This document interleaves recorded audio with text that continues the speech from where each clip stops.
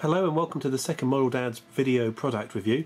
Today we're going to be looking at the Flames of War Partisans and Polizei box set, as well as Eureka's Partisans range. So if we have a look at the Partisans and Polizei box first, and let's see what you get. If we turn it over, you can see that you get 11 Partisan figures in 6 different variants, 10 peasants or villagers in 5 variations, 7 polizei figures in 5 variant poses, 4 demolition markers, a motorcycle sidecar combination, and an Opal Blitz truck mounting a 20mm cannon.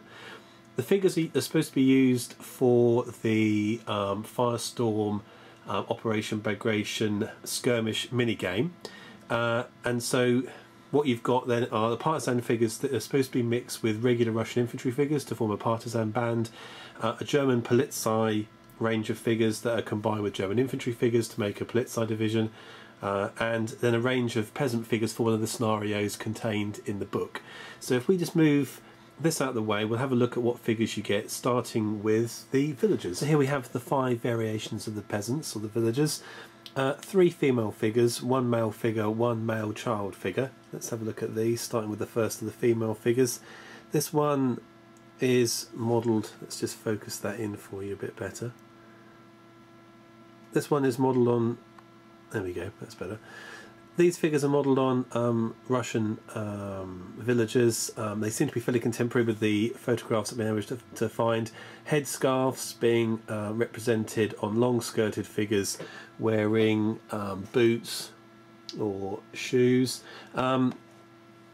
Nicely sculpted, unusual range. Not seen anything like this before in terms of civilian ranges. I think Peter Pig do some refugee figures.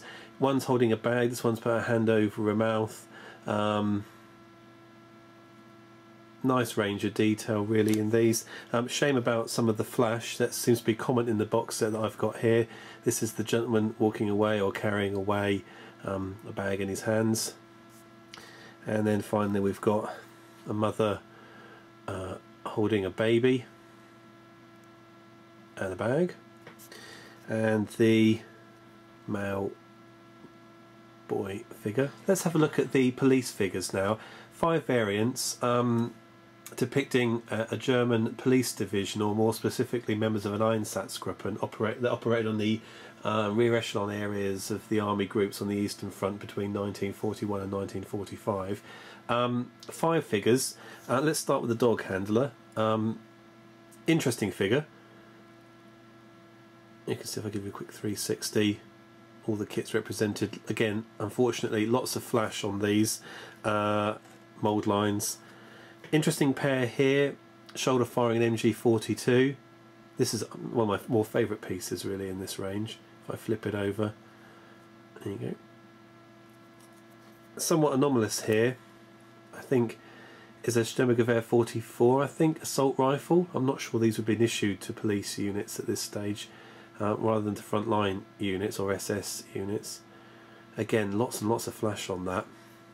Lost opportunities, I feel, with this range to model a police division appropriately. From the little research that I've done, I've read that police units tended to wear side caps, although they were issued with regular steel helmets. I realise at this stage that not a lot of variants would have occurred in the uniform, but it would have been nice to have seen some new figures sculpted for this range. I understand that some come from the 78th German Division box set. The final piece here in the German range is the officer figure. Looks like he's reloading his pistol. It's again some nice detail on this. Shame about the flash. We'll do a painting piece on how to get these ready or painted historically accurate. There's some variations in the uniforms. So that concludes the police figures. And we'll just briefly have a look at the Opal Blitz truck that you get in the range. Standard Opal Blitz really, mounting for the 20mm cannon. There we go. Side, rear, front, with a nice lightning flash on the front. Standard Battlefront resin vehicle. Put that down there. And then we've got, well, I won't get them out, but it's all the pieces for the motorcycle sidecar, which looks quite fiddly, but nonetheless interesting. Let's have a look at the partisan figures next. So here are your partisan figures. what we've got in this range is a demolition marker for the game, for blowing up railways. That's quite nice. An SMG gunner. Let's bring him up and have a look at him. A chap holding what looks to be an MG42. Looks suspiciously French Resistance like, with a side with a cap, but it looks a bit like a beret to me. Rifleman. See, he seems to be wearing a cap. Now, my understanding of what Soviet partisans wore in the war, particularly those in Belarus, lots of regular urban clothes, so suits, baggy suits, shirts, jackets, caps. However, some stolen German equipment was quite prevalent, so that would include German field caps, the ski cap variants, and Mark 42, 43 tunics. None of these seem to be represented very clearly on these figures. They've gone really for caps, except for the leader figure, or the hero. He's wearing a fur cap and carrying a captured MG or MP40. Again, I feel with this range, lost opportunities to spend time modelling Russian or Soviet partisans effectively, and some shameless. I thought this was a bit poor, really. This is the PTRD Rifleman from the Udani Strelkovy box set. So a shame that it's kind of like a mixed bag, really. I think there's lost opportunities again here to take some time to sculpt figures that accurately reflect partisans operational in German rear areas. And it's with this in mind that I'd like to compare these figures to those of Eureka, which are slightly different. There's a greater range here. We've got lots and lots of variants. So let's have a look at those. Okay, so here are Eureka's partisans.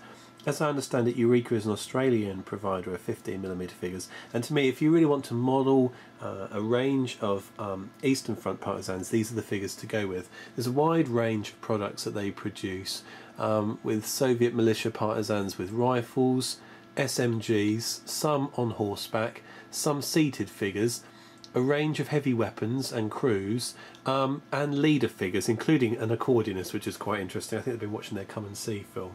So let's have a look at some of these figures. I haven't got the full range. I will provide a link for you so that you can have a look at their full range. But I think these figures accurately reflect the range of different uniforms that you would see. Well, not uniforms, but the clothes typical of partisans operating on the Eastern Front. So if we just take a representative sample, let's take some of the riflemen here. You can see, let me just have a look, there you go. He's wearing a long coat, rifle, nice detailed range of equipment, a nice clearly defined cap. What else do we have? This chap's wearing a fur coat on the move. Let's just bring him into focus. Nice beard. I'm liking these facial features on these figures. Good dynamic pose. Wearing sort of like a loose urban jacket. We've got a chap over here, bit of a beardage going on here. You can see that this figure's this one's got a bit of a flash on the arm there, but in the round these figures are better cast than the Battlefront ones. This one's slinging a German grenade or a Russian one. What else do we have in the range? I quite like this prone figure. Let's see if we can bring him into focus. A nice figure. These closely matched photographs of partisans that I've found that were operating in Belarus towards the end of the war. There's a nice SMG range. This one's got a little cap. Let's whiz him round. Another one with a fur cap here. Now, I guess if you're going to be playing the skirmish games by Battlefront, you're going to have to be using their figures. You might think, this is my approach, that I'd have to be using their figures to get the range of weapons, but you can see that Eureka figures have the range of weapons, and interestingly, I know they say in the Battlefront one you need to have the MG42. Well, Eureka do one here, we can see with a light machine gun on this figure here. This is quite nice. And they have alternative hero figures for you in their commanders. So here you can see you've got a typical, this is one of their commanders. There's another chap who looks like an NKVD man, but this chap I quite liked him. He's in civilian clothes, maybe a leather jacket, flat cap, pointing, nice. And finally, if we're talking about civilians, we've looked at the villagers. Let's have a look at the accordionist. I had to get this chap just for the sheer novelty value, really. Quite nice for those parties in those deep pine woods. So for me, in conclusion, we're going to be playing the skirmish games over the next couple of weeks, particularly over Christmas into the New Year. I'm happy to buy Battlefront's products. It's got the demolition markers, it has got the civilian figures that you'll need, but I would recommend going for, if you've got the time and you're really into your Partisans, the Eureka figures. Much more detailed, greater range, liking the options to field, cavalry figures, seated figures and heavy weapon combos. So I would give the Battlefront box set, in terms of cost, £18. The packs of 8 figures for infantry rifles, SMGs for Eureka, about £5 in the UK. If I was to balance it all up on the round, I would say that the Battlefront figures will give 3 out of 5, but the Eureka figures will give 5 out of 5. Thanks for watching.